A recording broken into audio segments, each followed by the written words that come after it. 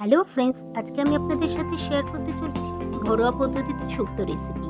আমি শুক্তোর জন্য কেটে নিয়েছি উচ্ছে, সজনে ডাঁটা, পেঁপে, মিষ্টি আলু ও কাঁচকলা।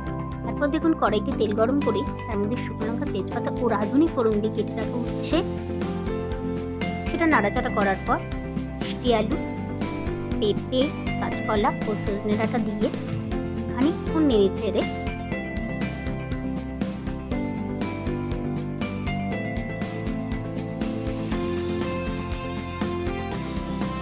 নেড়ে চেড়ে পরিমাণ মতো লবণ দিয়ে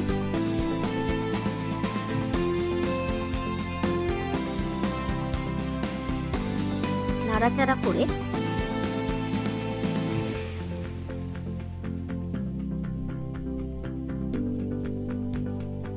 সামান্য জল দিয়ে কিছুক্ষণের জন্য ঢেকে রেখে, তারপর দেখুন ঢাকনা খোলার পর সবজিগুলো সিদ্ধ হয়েছে।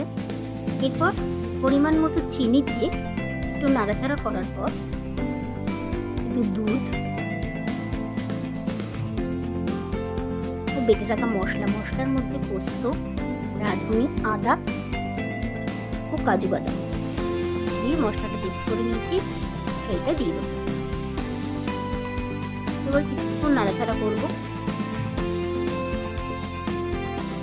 দেখুন আমাদের শুক্তো প্রায় রেডি।